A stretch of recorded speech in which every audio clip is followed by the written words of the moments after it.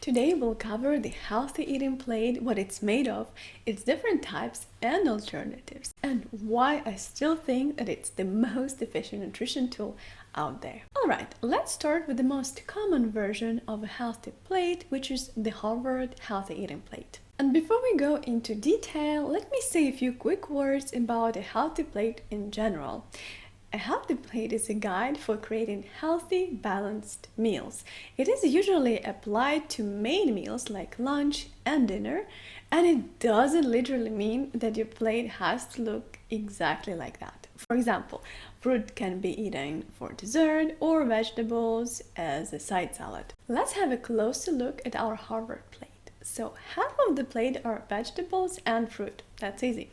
Potatoes don't count though.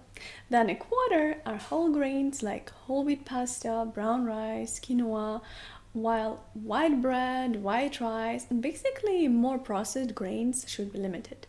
Then another quarter plate are healthy proteins like poultry, fish, nuts, and beans, while processed meats and red meat in general should be limited. Then we have our healthy fats like olive oil, canola oil, and the recommendation is to reduce butter and avoid trans fats. Next to the plate, we have a glass of water, which stands for water, coffee, tea, well, basically unsweetened drinks. And to go into more detail, the guidelines also say to reduce milk and dairy to 1 to 2 servings per day, juice to 1 serving per day, and avoid sugary drinks. And the last thing is a short reminder underneath stating to stay active. Alright, the whole plate composition looks great to me. I find advice like avoiding trans fat, eating a variety of fruits and vegetables, and going for whole grains and lean proteins, great.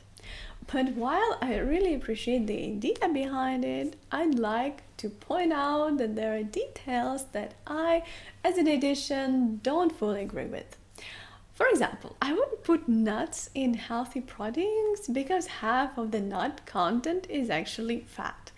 Some foods are excluded, like potatoes, eggs, soy products, and milk and dairy are put in the water category. And I'm sure that's not what the guidelines meant, quite the opposite.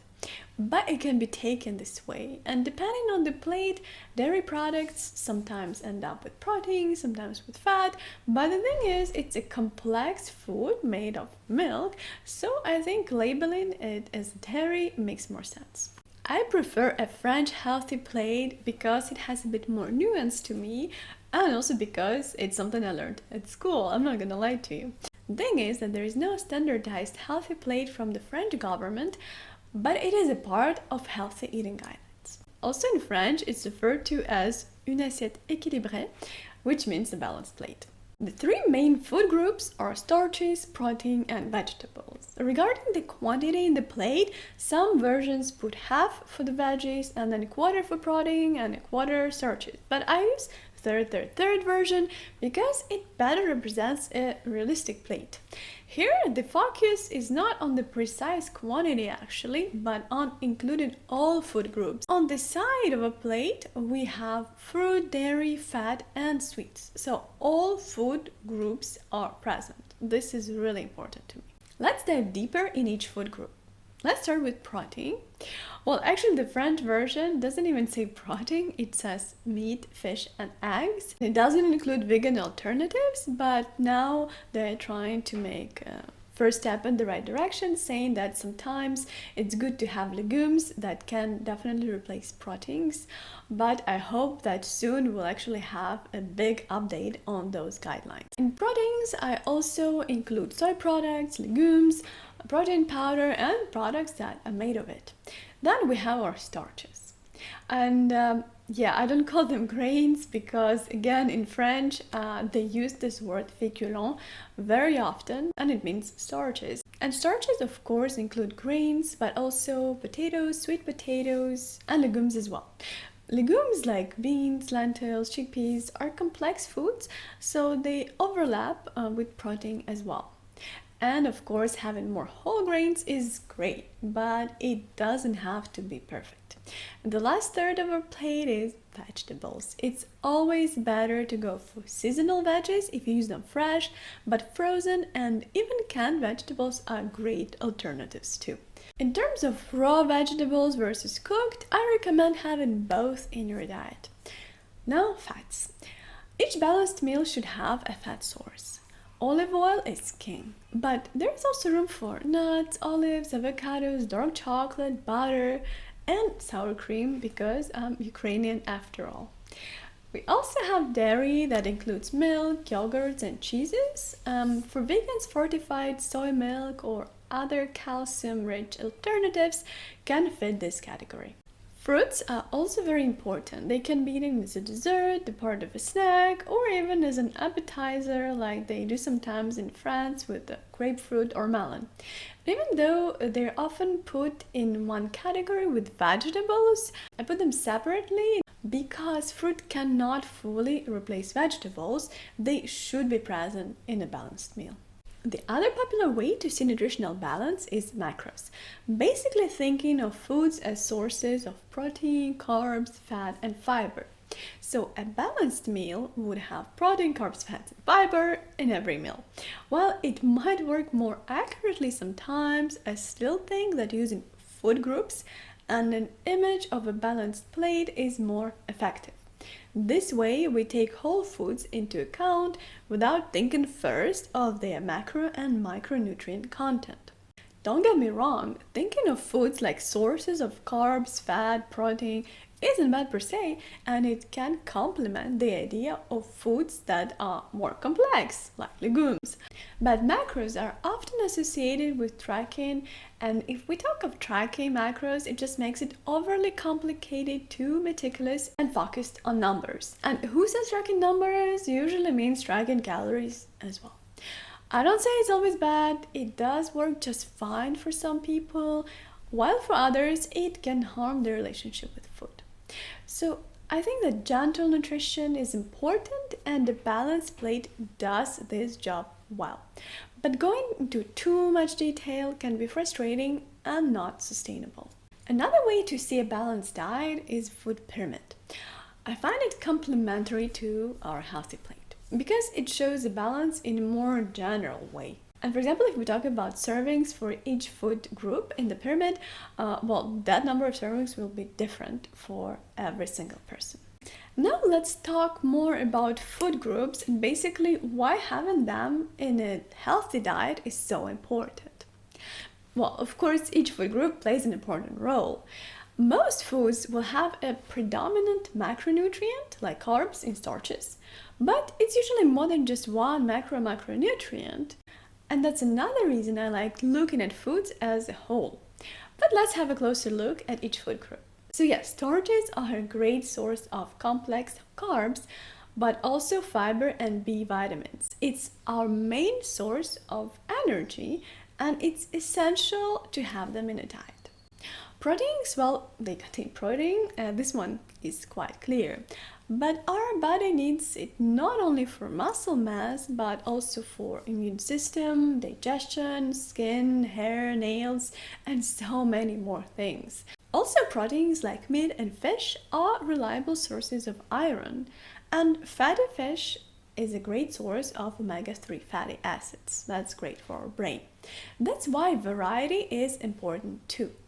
And the third very important component is vegetables. They're a great source of fiber for our healthy gut, vitamin C, and phytonutrients, basically substances that have antioxidant and anti-inflammatory properties.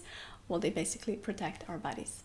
Fruit are very similar to vegetables, but they have a bit more natural sugar for more variety, sometimes just a sweeter taste and a better mood. And a bit of fat in our balanced plate allows for hormonal health, brain health, and keeps us warm.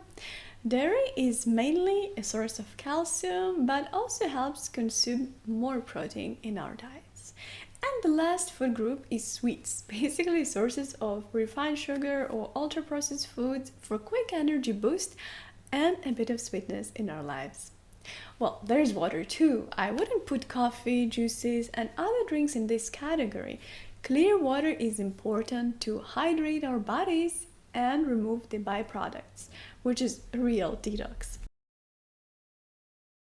So you've seen my version of a balanced plate, and even as a professional who knows the insides of nutrition, I personally use it and definitely recommend it. Starting from the fact that it's accessible, gives a concrete image, to the fact that it provides more variety, more satisfaction, and it's better for satiety, well, for fullness. Also, our bodies are made to digest different foods at once, different food groups, so it makes total sense. But the amount of each component of a healthy plate may vary based on your personal preferences and goals and maybe health issues. For someone who wants to lose weight in a sustainable way, having half of the plate for vegetables and then quarter for starches, quarter for protein could be a solution. While for someone working out a lot and trying to get more muscle mass, having at least a third of a plate of protein and multiple dairy products per day can be a realistic approach too. I'm not saying that every person should do that, absolutely not. It's just an example that a healthy plate can be adjusted. So a healthy plate, like any nutrition tool, should be used wisely, meaning that you cannot literally use it for every single meal. Also, a balanced diet takes into account mental health and personal preferences. And then, of course, listening to your body, its hunger and fullness cues, and even your taste hunger. If you missed my video about it, it's here. Balanced diet is not about having every single meal right, but about having a solid foundation.